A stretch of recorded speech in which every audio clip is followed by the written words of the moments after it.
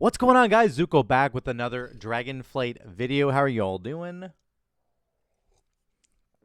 Hope you're doing very well. Grab that coffee, kick back and relax. We're going to get another dungeon for you. Halls of Infusion. Talking about the Halls of Infusion today. I just wanted to do a quick video to talk about this dungeon. It was really cool. Honestly, I've been enjoying all the new dungeons, and it's definitely going to be a little bit sad when we get into like season 1 of Mythic Plus or whatever, and we have to go 4 regular dungeons and then 4 sort of dungeons from the past. We'll have to see how well that system kind of works out because everybody always wants to try the new stuff. But this one was really good. The last one I looked at was, I think, Brackenhide Hollow, and then there was the Dragon Riding Dungeon. I forget the name of it now, but this is another one. This is number 3, called Halls of Infusion. Right before I kick into the video, I do want to say that I was trying a new Survival Hunter build, and it was okay. It seemed to work fine. Again, it's like literally my first time piloting it in a heroic dungeon. It's not all brand new, but there's a lot of brand new stuff here. Things like Explosive Shot, Death Chakram, Fury of the Eagle, Butchery with your bombs, and then new Coordinated Assault cooldown, which I didn't use effectively in this dungeon very well, but it's all here, and you're going to see it here. So just understand that really we're not looking at the numbers here, the damage numbers. They're good to look at. It's good to get an idea of how much damage is being done. But the reality is this is in beta. It's not really going to be like this when it goes live. There's going to be a bunch of changes between now and probably the end of October, when I suspect that the pre-patch is going to go live. So just keep that in the back of your head. Sometimes people just jump to conclusions and they're like, man, this spec sucks, or this spec's really good. So bottom line, what I will say about Survival Hunter is that it was really fun to play, and it felt really smooth. There were definitely moments where like I was doing a lot less damage than some of the other guys,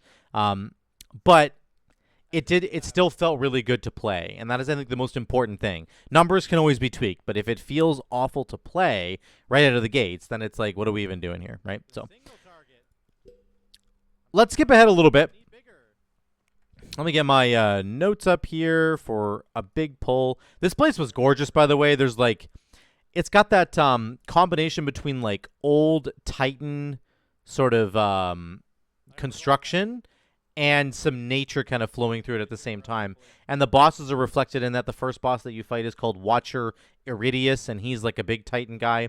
And then the second boss you fight is this Gulping Goliath, literally a frog. So they've done this kind of combo, obviously called the Halls of Infusion. It's kind of got that idea of, we're talking about sort of the Magni Bronzebeard Titan, Wrath of the Lich King, you know, all in the Storm Peaks, that Titan machinery that's found like deep in the mountains. It's that kind of vibe, but with a bunch of like flowing rivers and nature. It's really cool. Like, they did a great job. It's obviously just gorgeous. The art team has obviously once again knocked it out of the park. So let me just jump ahead to a bigger pull that we end up doing right here. So I will show you just this right here. This is a good example of some AOE damage that you might see, and it's not, again, my cooldowns aren't even up here. I don't have Coordinated Assault up, which is the big one. If I'd had Coordinated Assault for this little pull here, would have done a lot more damage, but it still ends up being fine. This is a really big pull. Lots of stuff to kick. You can see I'm doing the Wildfire Infusion bombs with Explosive Shot. Fury of the Eagle comes out right here. There's just a lot of good AOE tools that are there for Survival Hunter, and it's mostly wrapped up in the bomb package and sort of the new and improved Bombardier, which I think I've talked about in a video a couple days ago. The new Bombardier build that's come out for Survival Hunter. It's definitely less RNG focused. It's less about procs, which is really, really good, and it's more about being able to press the cooldown when you know you're going to need it, and then you jump in and do the damage. So did about 30k there. Here's Watcher Irideus. This is the first boss you're going to come across. He's interesting. He basically revolves around this ability called Siphon Power, in which he kind of goes to the middle of the room and he goes immune to all damage, and he begins siphoning power. He gets stronger like as time goes on, and the only way to interrupt him, he gets these little defensive plating on him. There's 3 little defensive plates that go on him. The only way you can knock off these defensive plates is with the adds that spawn. And you can see the ads are coming out right now, and he goes invincible there. Watcher Irideus erects defensive plating, ablative plating, I think. You're supposed to bring these ads into the middle and have them detonate on top of him when they die. See that guy's got a gold circle around him now, right up there? That's what it's called, nullifying pulse. You want that to hit the boss. It will take off one of the pieces of plating that he's got. You have to do that 3 times in a row, and then you can go back and kill the boss. So that's what you want to be doing. He's obviously doing damage to us the entire time, but you can see we're getting the nullifying pulse in there. I don't know what we're doing. I'm just like an absolute Chad trying to do damage. But the reality is that you do want to be able to like knock. I think the Druid actually just knocked in those adds. So you might need to use classes that have grips like Death Knight or Druids that can Typhoon enemies in. Warrior now has the Heroic Leap that pulls everybody in. You're going to need to get the adds on top of the boss somehow because they kind of just wander around on their own.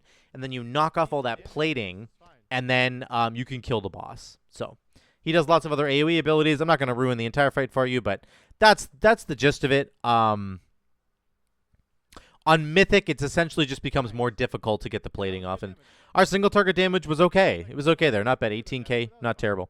So we'll move on. This next little section is kind of funny. You jump into this like sewer, and there's all these frogs, and this sort of introduces the next major mechanic that's coming for the Gulping Goliath boss fight, which is the fact that you get this debuff. You can see it right now on our Evoker. He's got 2 stacks on him, and that debuff, I forget what it's called now. I had it up earlier. I'm not going to remember what it's called, but I thought we could just go here. These guys sort of fall down from the ceiling. These are mechanics that you're going to see in the next boss fight. These are the Swoglets. They put this Swoglet debuff on you. I have 2 on me right now. 2, 4. It's stacking up. See, if this gets to 10, you die. I have 6 stacks of it right now. 7 stacks. I just got removed. So I think the healer is able to deal with it, but mostly what you're supposed to do here is kite these enemies. It looks like they don't have a aggro table. They're just going to go on whoever they want. The idea here is you use things like Binding Shot, things like Cap Totem, Earthbind Totem to slow them down, you know, Ursul's Vortex from a Druid, Monk, Ring of Peace, whatever you want to bring. You want to slow these guys down so that they're not hitting anybody and potentially getting them close to that 10 stack margin. If you get up to 10 stacks, once again, you will die. So, approaching the frog boss, there is a little mini boss pit stop here. These 2 guys right here. There's a Flamecaller, Aimi, and Squallbringer, Siraz. So they're a little bit tougher than normal. I didn't realize it till we had kept fighting them for like an entire minute. Like we just kept fighting them and fighting them. So one, you know, there's a big fire circle on the ground. There's some frosty stuff that goes on. You get rooted. This is actually important. I got rooted here, and I was about to get blown up by the fire, and I disengaged. Which, of course, if you have post haste, will remove all roots and snares. So that was actually kind of important there. But a little mini boss fight there, pretty cool. Then you get into the Gulper boss fight. This is Gulping Goliath. So he's got the main mechanic here is actually the ability Gulp. And basically, this frog needs to gulp something. This overpowering thing just does damage to us right now. He basically like roars, and then these frogs drop from the ceiling. It's the same frogs that we just saw a minute ago. They're going to put those debuffs on everybody. Okay, now he's casting Gulp. This is his main ability.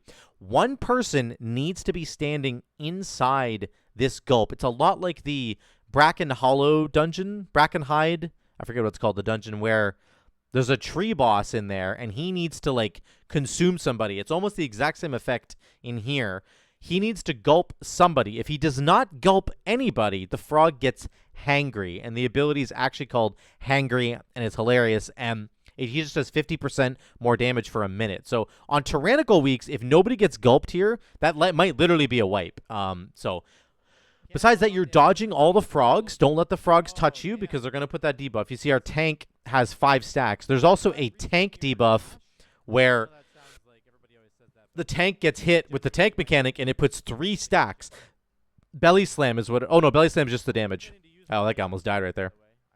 The tank mechanic is that he gets like hit with some sort of tongue lash by the guy, and he gets 3 stacks of the green debuff. So you see our tank actually has 9 stacks right now. I think he needs to either get dispelled or he needs to bubble. He has 10 stacks. If those stacks tick down, I think he dies. If those had like run out, if they had run their course, then you die. So now there's frogs back. We all need to dodge them, which we're not doing. We're not using any CC because we don't know what we're doing. Here comes Gulp. And I don't think anybody stands in this gulp circle. There, look at how big he got. He just got really, really big here. So he's enraged, doing 50% more damage. Because nobody got gulp because we don't know what we're doing. So again, on Tyrannical Week, this would probably kill you. Just something to keep in mind for the future. That's that boss fight. It's mostly about the gulp mechanic. What you're going to want to do is take turns getting gulped. That's basically what you have to do. Because you get some massive debuffs when you're getting gulped. And you basically need to, like, swap people in and out of each getting gulped, like, once.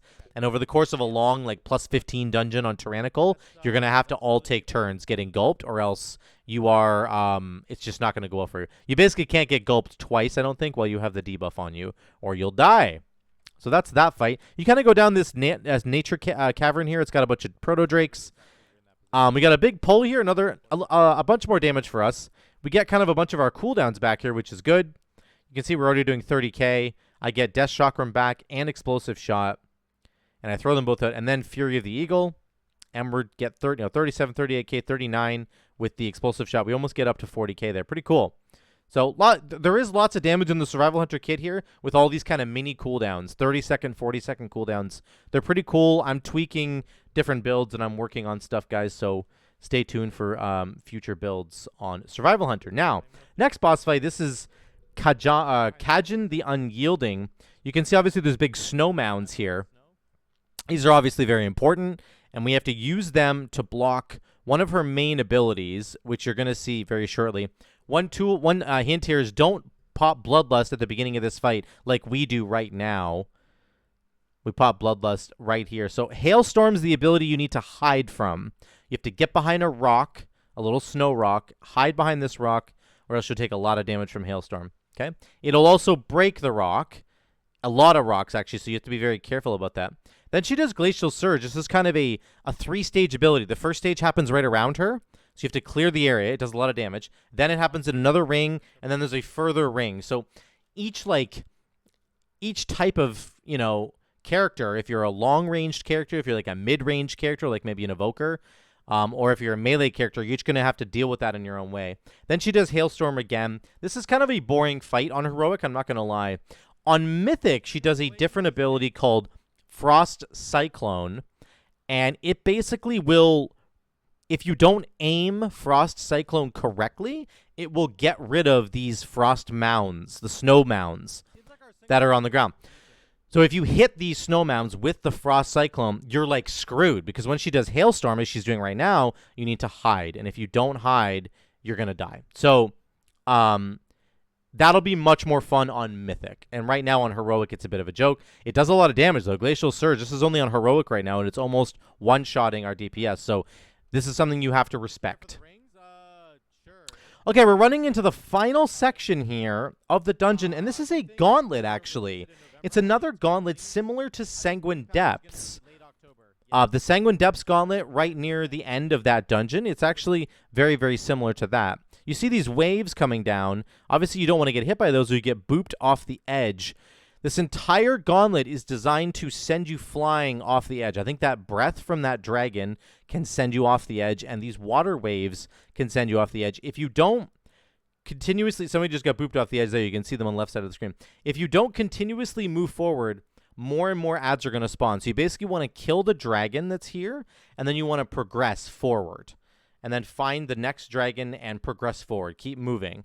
And don't get hit by the water, and don't get hit by the breath from the dragon, or you'll get knocked off. There's 2 dragons here, so very dangerous. This is really a tank mechanic here, needing to face the dragons in the proper way, or else they're going to get knocked off the edge. So I don't know if anybody gets knocked off right here. Tank almost died right there.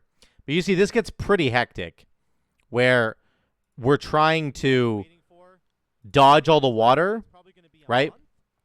We're trying to dodge the breath. We're trying to move forward. There's a lot going on here. It's not, not the same as the Sanguine Depths one where you're trying to get everybody around those urns so you get the urn buff, but it's cool. I love this kind of stuff in a dungeon. It's really, really good that this is here, and it's a lot of fun. And once you get through it, you'll get to the final boss fight. And the final boss, before I get there, actually, I think I do get booped off here. What happens here? Oh, yeah, watch this disengage. Pretty dope disengage right there. Not gonna lie. Then I get booped again like an idiot, and this time I will show you exactly what happens. when you fall into the water. Here it comes. So I didn't realize that you get knocked away based on what how you're facing that blue swirly. So I tried to disengage and I completely screw it up. So you get sent all the way back to the beginning. Look at how far back I am. So you don't really want to do that because it's going to waste a lot of time. Okay, so they're starting this last fight. This is the Primal Tsunami. This is the final boss for this dungeon. On Heroic, there's not a lot going on here. He basically spawns a whole bunch of these water orbs that will randomly move around. You do not want to get near them. They do a lot of damage. That is one thing to note. On Mythic, I think this would be a more interesting fight. For the most part, he doesn't do a lot. He does Focus Deluge, I think, on the tank or maybe on a random person, and then you're just dodging swirlies for the most part. What is really cool about this fight is the intermission, and it's coming up soon. On the intermission, he ends up using those Gauntlet, the Gauntlet that we had to walk down in order to get to the boss. You end up getting sent back to that Gauntlet once again, and everybody has to make their way back to the boss. Here it is. It's called Castaway. So we get thrown like this all the way back. We have to do the Gauntlet again.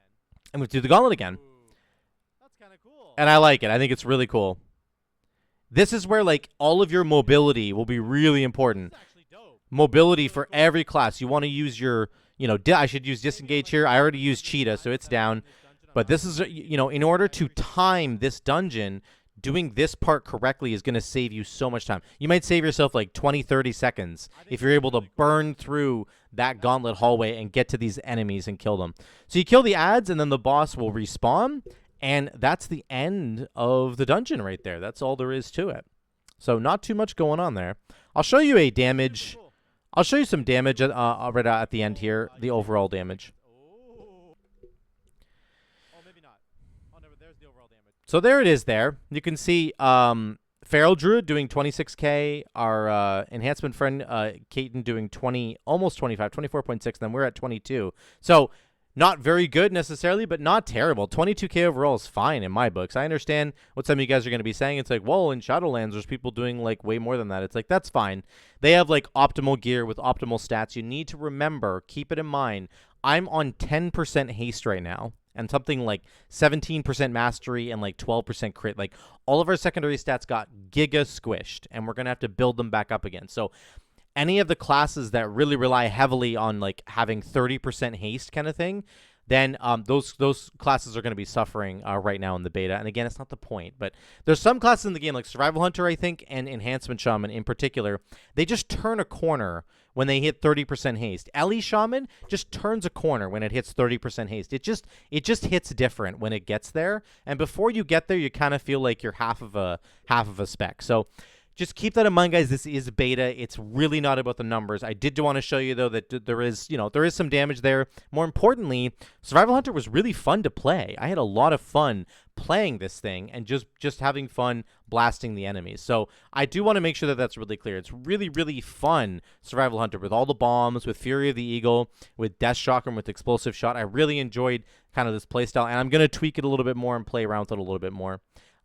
And they are actually changing things even next week. The class tree is going to look different. We might have access, like really easy access to Steel Trap, which is something I'm definitely going to look at because Steel Trap is a lot of fun. So we'll get into that stuff later. So that's it, guys. That is the Halls of Infusion. It's a lot of fun. Love this dungeon. I love the theme of kind of the Titan stuff with nature. Let me know what you guys think in the comments down below. What do you think so far about some of the dungeons that I've showed you? What do you think about Halls of Infusion? Do you like the idea here? Do you like some of these boss fights? Let me know what you think in those comments down below. As always, drop a like and subscribe if you want to support the channel. I love you guys. I'll see you in the next one.